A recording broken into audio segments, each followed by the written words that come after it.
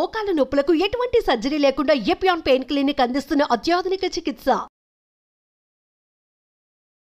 What it is a filtering system. అంటే రక్తాన్ని శుద్ధం చేసి కల్మషాలని బయటికి పంపిస్తూ శుద్ధమైన రక్తాన్ని మళ్ళా గుండె వైపుకు పంపించాలి. అంటే ఈ అద్భుతమైన ప్రక్రియని మనం పాడు చేసుకుంటున్నామని. ఆ అద్భుతమైన ప్రక్రియను పాడు చేస్తున్నామంటే మనకు కావాల్సిన అంశాలు కాకుండా కూడని అంశాలని మనం మన దేహంలోకి వేస్తున్నామని. ముఖ్యంగా ఆ అంశాలు ఏమిటయ్యా అంటే ఈ ప్రచోదక పదార్థాలు వాడి తయారు చేస్తున్న కోడిగుడ్లు, మాంసము, రీఫైన్డ్ ఆయిల్స్లో ఉన్న ఈ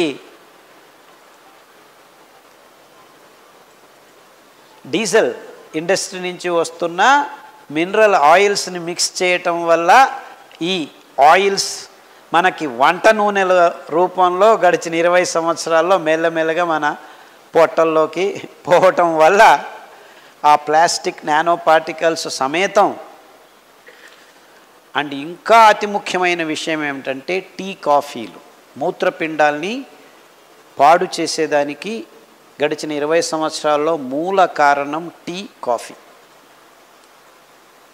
అందులో ఉన్న కొన్ని అంశాలు ఆ టీ పొడి, కాఫీ పొడులను తయారు చేస్తున్నప్పుడు కొన్ని అంశాలు మీ దేహంలోకి చేరుకోవటం. So unless and until you stop taking these things మీకు ఈ రోగం బాగా కాదు. నివారణోపాయాలు అని అడిగారు.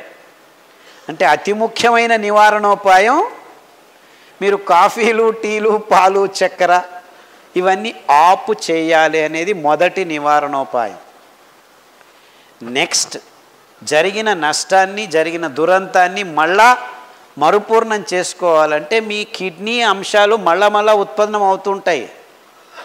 ఆ రెడీగా ఉత్పన్నమయ్యే కొత్త అంశాలని శుద్ధమైన పదార్థాలు మీరు అందిస్తే కొత్తగా తయారయ్యే జీవకోశాలు ఆరోగ్యంగా తయారవుతాయి. అర్థమైందా? అంటే ఈ పాయింట్ అందరికీ అర్థం కావాలి. ఈ వైజ్ఞానికత అర్థమైతే మీరు మార్పులు తెచ్చుకునేదానికి సులభం అవుతుంది.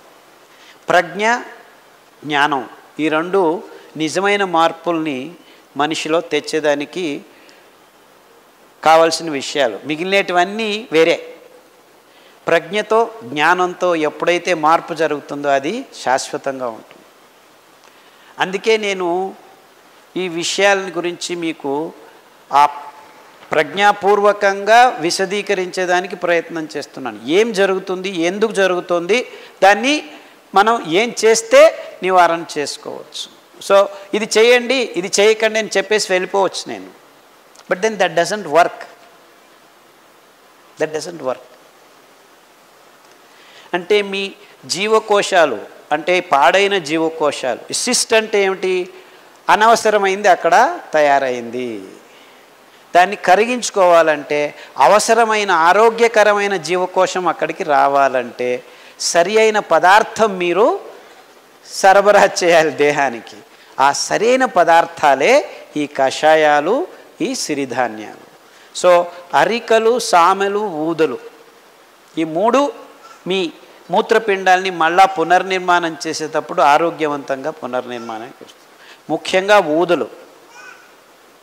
సో మీ ఆహారంలో ఊదలు ఎక్కువగా ఉండనివ్వండి, అరికలు, సామెలు ఎక్కువగా ఉండనివ్వండి. గంజి రూపంలో తీసుకుంటే ఏమవుతుంది? ఎస్పెషలీ గంజి మీరు సాయంకాలం నానబెట్టి 1 లోట ధాన్యానికి, బియ్యానికి, సిరి బియ్యానికి 10 లోటాలు నీళ్లు వేయండి. అంతే. కిడ్నీ అదే నేను చెప్పాను కదా, ఇది ఒక్కటే కాదు, నేను చెప్పిన అన్ని రోగాలకు సమాధానం చెప్తున్నాను. చాలా ప్రశ్నలు ఉన్నాయి ఇక్కడ. కిడ్నీలో క్రియాటిన్ ఎక్కువైనప్పుడు కాళ్ళు వాపు అవుతుంది. ఆ కాళ్ళు వాపు అయినప్పుడు హృదయానికి కొడుతుంది. హృదయం సరిగ్గా పనిచేయదు. ఊపిరి ఆడటం తక్కువ అవుతుంది. శ్వాసకోశాల రోగాలు వస్తాయి. ఇవన్నిటినీ ఒకదానికొకటి లింకులు ఉన్నాయన్నమాట. ఇవన్నిటినీ మీరు దూరం కావచ్చు. అరికలు, సామెలు, ఊదలు, గంజి రాత్రి నానబెట్టి 7 నుంచి 10 లోటాల నీళ్ళల్లో నానబెట్టి ఆ నీళ్ళను పారవేయకుండా పొద్దున్నే మట్టి కుండలో చిన్న మంటలో 15 నిమిషాలు ఉడకపెట్టి గంజి తయారవుతుంది. ఒక ఖద్దరు పట్ట దానికి కట్టేసి మూత, దాని మీద మూకటి పెట్టండి, మన్నితో తయారు చేసి సాయంకాలం వరకు ఆగితే ఆ ఉడికిన గంజిని ఫర్మెంట్ అవుతుంది, అంటే పులిసేదానికి మొదలవుతుంది. అప్పుడు వైవిధ్యమైన సూక్ష్మజీవులు, మన దేహానికి మంచి జరిపే సూక్ష్మజీవులు మైక్రోబయోమ్ అంటారు. ప్రాబ్లం ఏమిటంటే మనం ఇప్పుడు ఈ ప్రస్తుత కాలంలో ఏమొచ్చినా యాంటీబయాటిక్స్ తీసేసుకుంటాం. ఇన్ఫ్యాక్ట్ మన దేహంలో ఆ మైక్రోబయోమ్ నాశనం చేయడం వల్లనే సగం రోగాలు వస్తున్నాయి మనకి. చిన్న పిల్లాడు పుట్టి దూపుతున్నాడు తగ్గుతున్నాడు అంటే యాంటీబయాటిక్స్ 3 వారాలు. Though it is the last thing you should do. ఎందుకంటే మన నోటి నుంచి గుదద్వారం వరకు పచననాళంలో ఈ సూక్ష్మజీవులు మనకు తెలియని లెక్కాచారంలో, అంటే మన దేహంలో 100 జీవకోశాలు ఉంటే నిజంగా మన సూక్ష్మజీవుల ఆ మైక్రోబయోమ్ ట్రిలియన్ సెల్స్ ఉంటాయన్నమాట. అంత ఎక్కువగా ఉన్నాయి. అవే మనం నిజంగా ఆ సింబయోటిక్ లివింగ్, ఆ సహజీవనమే మనం అంటే మనమే కాదు, యాక్చువల్లీ మన దేహంలో ఉన్న ఈ సూక్ష్మజీవులు కూడా మన కోసం పనిచేస్తున్నాయి. దానిని మనం నాశనం చేసేస్తున్నాం ఈ ఆధునిక జీవన శైలిలో ప్రతి ఒక్కరూ. సో మీకు నిజంగా రోగనిరోధక శక్తి పెంపొందించుకోవాలంటే మొదటిగా మీరందరూ చేయాల్సిన పని, మీ దేహంలో ఈ జీవకోశ సంపదను, అంటే అద్భుతమైన రోగనిరోధక శక్తిని మొదటి మెట్టుగా మీకు అందించే ఈ అద్భుతమైన ప్రక్రియను మీరు మళ్ళా పునఃస్థానం చేసుకోవాలి. అప్పుడే ఈ టెన్షన్లు హృదయం మీద, కిడ్నీల మీద, కాలేయం మీద ఈ ఒత్తిడులు తక్కువ అవుతాయి. ఎప్పుడైతే మీకు బయట నుంచి ఎదురొచ్చే ప్రమాదాలు తక్కువ అవుతాయో, ఈ సూక్ష్మజీవులే దాన్ని చూసుకుంటాయో, అప్పుడు మీ అంగాంగాలు స్వచ్ఛంగా హ్యాపీగా పనిచేసేదానికి వాతావరణం తయారవుతుందన్నమాట. అంటే మీ కిడ్నీలు పోయాయంటే అతి సూక్ష్మమైన అంగము, దానికి ముందు మీరు ఆ ఆవరణ, ఆ కవచం కలుగ చేయాలంటే, అందుకే కిడ్నీల ప్రాబ్లము ఏ ప్రాబ్లం అయినా ఉద్బలనమైనప్పుడు, అంటే ఎక్కువగా ఉన్నప్పుడు ఫస్ట్ గంజికి వెళ్ళండి. ఇలా తయారు చేసుకున్న గంజిని 3 పూట్ల 5 పూట్ల తాగండి. దాంట్లో కొద్దిగా ఉప్పు వేసుకోండి, కావాల్సింటే మిరపకాయ వేసుకోవచ్చు, కావాల్సింటే కూరగాయలు. తర్వాత ఈ గంజిని ఇంక మళ్ళీ మీరు వేడి చేయకూడదు. మీకు వెచ్చగా కావాలి, గోరువెచ్చగా కావాలంటే ఈ గంజిని బాగా మరలిగించిన నీళ్ళలో, అంటే స్టవ్ మీద డైరెక్ట్గా వేడి చేయకండి. ఆ వేడి నీళ్ళల్లో ఈ పాత్రని పెడితే గోరువెచ్చగా అవుతుంది, దాన్ని మీరు తాగండి. సూక్ష్మజీవులు చనిపోవు. అంబలి అంటారు దీన్ని, గంజి అంబలి. గంజి వెంటనే తాగొచ్చు, తయారు చేసుకొని వేడివేడిగా అలాగూ తాగొచ్చు, అది ఆహారమే. అంబలి ఈ సూక్ష్మజీవుల్ని కూడా నింపుతుంది. సామెల అంబలి ఒక రకమైన సూక్ష్మజీవులు, బూదుల అంబలి ఇంకొక రకమైన సూక్ష్మజీవులు. ఇలా వైవిధ్యమైన సూక్ష్మజీవులు మీరు నింపటం వల్ల మీ కిడ్నీ ఒక రక్షణ కవచాన్ని మీరు అందించిన వాళ్ళు అవుతారు. 6 వారాల్లో క్రియాటినిన్ 7 ఉన్నది కూడాను 5కి వచ్చేస్తాం. అలాగే మీరు 6 నెలలు చేస్తే, అంటే ప్రతిరోజు గంజి తాగాల్సిన పని లేదు.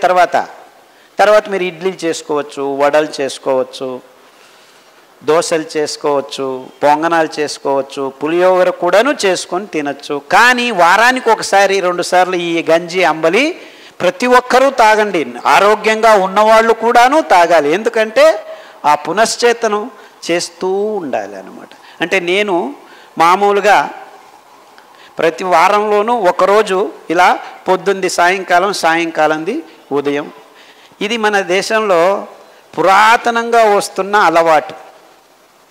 పురాతనంగా యాక్చువల్లీ వంట వండిన అన్నం మిగిలిన దాన్ని నీళ్లు వేసేసి పంచకట్టేసి పెట్టేవాళ్ళు. పొద్దున్న లేచి ఒక ఎర్రగడ్డ, ఒక మిరపకాయ పక్కన పెట్టుకుని దాన్ని తిని కొరుక్కొని వెళ్ళి పనులు చేసుకునేవాళ్ళు.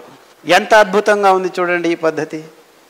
And we have not been able to understand the scientific aspects of this wonderful practice. దాన్ని మనం తంగడం, అంగళి, సంగడి ఏదేదో పేర్లు పెట్టుకొని దాన్ని ఈ సోకాల్డ్ ఆధునిక వ్యవస్థలో దాన్ని పారవేసేసాం. అక్కడే మోసం జరిగింది. అంటే మన కిడ్నీల ప్రాబ్లమ్స్ మన పాత పద్ధతుల్ని మనం విడిచేయటం వల్ల వచ్చింది అని మనం అర్థం చేసుకోవాలి. సో అతి ముఖ్యంగా కిడ్నీల ప్రాబ్లం అది చాలా మటుకు చాలామందికి ముక్కులో రక్తం వచ్చేంత వరకు కిడ్నీలు చెడిపోయి ఉంటాయి కొంతమందికి. అంటే దగ్గితే ముక్కులో రక్తం వస్తుంది, దగ్గితే గొంతులోంచి రక్తం వస్తుంది. అంత ఉద్బలమైన పరిస్థితి నుంచి కూడాను బయటపడిన కేసులు నా దగ్గర వందల మంది ఉన్నారు. అర్థమైందా? సో మీరు చేయాల్సింది ఇంతే. దానికి కావాల్సిన కషాయాలు మీ రక్త ప్రసారాన్ని అందులోకి చేతనాన్ని పుంజుకునేట్టు చేసేదానికి పునర్నవ, రణపాల, ఎస్పెషలీ స్టోన్స్ కరగాలంటే మీకు రణపాల ఆకు, అరటి దిండు, ఆ అరటి బోధ మధ్యలో కాండం ఉంటుంది, దానికి కషాయం. సో అరటి బిండు దొరకలేదంటే అరటి పండే తీసుకోండి, తోళ్ళతో సహా కట్ చేసి కషాయం బాగా 10 నిమిషాలు వేడి చేసి ఆ నీళ్ళని తాగండి. ఈ రాళ్ళు కరగటం మొదలు పెడతాయి. 6 నెలల్లో పూర్తిగా మీకు శుద్ధమైపోతుంది, ఏ ఇబ్బందులు లేకుండా. అంతెందుకు డయాలసిస్ మొన్న నాగపూర్ నుంచి ఒక అమ్మాయి వచ్చింది, 28 సంవత్సరాల వయసు. 23 సంవత్సరాలకే ఇదే ఈ ప్రోటీన్లు, పన్నీర్లు, గుడ్లు అది ఇది తినేసి కిడ్నీ లేచిపోయింది. డయాలసిస్ మొదలుపెట్టారు. వారానికి 2 సార్లు డయాలసిస్ చేసుకున్నట్టున్న అమ్మాయి ఈ ఆహార పద్ధతి ఎవరో చెప్పారు హిందీలో, వాళ్ళకి తెలుగు రాదు, కన్నడం రాదు, ఎవరో తెలుగు వాళ్ళు ట్రాన్స్లేట్ చేసి చెప్పి పాటించి 6 నెలల్లో మొత్తం కిడ్నీ సరిపోయి డయాలసిస్ లేకుండా 3 నెలలు అయింది సార్, మిమ్మల్ని చూసిపోదామని వచ్చామని మొన్న వచ్చారు. అలా గడిచిన 20 సంవత్సరాల్లో చాలామంది బాగు చేసుకున్నారు. అంటే మీరు శిస్తుబద్ధంగా క్రమబద్ధంగా ఈ అంశాలని పాటిస్తే I'm sure almost 80 out of 100 dialysis patients can come out if only they try it. I'm sure about it. I'm so confident about the system. ఇది ఆహారం ఆరోగ్యాన్ని ఇస్తుంది కాబట్టి ఎలాంటి రోగమైనా బాగవుతుందని నా నమ్మకం. మీరు ప్రయత్నం చేయండి please. Very irritating and nonsensical problems అనమాట. కానీ పోను ఇవి చాలా ఇబ్బంది అవుతుంది వయసు ఎక్కువయ్యే కొద్దీ. నడవలేని స్థితి, కింద పడిపోవటం ఇలాంటివన్నీ జరుగుతాయి. సో మీరు ఇప్పటి నుంచే దానిని హ్యాపీగా బాగు చేసుకోవచ్చు. దానికి కావాల్సింది మీకు కూరలు. నేను చెప్పింది 5లోనే రౌండ్ అండ్ రౌండ్ ఎక్కువగా వాడండి. అంటే వారంలో 2 రోజులు అది 2 రోజులు ఇది, మిగిలిన ధాన్యం ఒక్కొక్క రోజు వాడుతూ రండి. కషాయాల్లో మీకు అద్భుతమైన కషాయాలు చాలా ఉన్నాయి. ఈ వెన్నెముకకు సంబంధించినంత వరకు మీరు పట్టిలో మొత్తం క్లియర్గా పట్టీలు రాశాం. C4, C5, L4, L5 నరాల సంబంధం ఇవన్నీ వాడుతూ రండి. మీకు ఏ ఇబ్బందులు లేకుండాను, మీకు 70 సంవత్సరాలు ఉన్నప్పుడు ఇబ్బందులు ఉన్నా కానీ బాగవుతుంది. పుస్తకం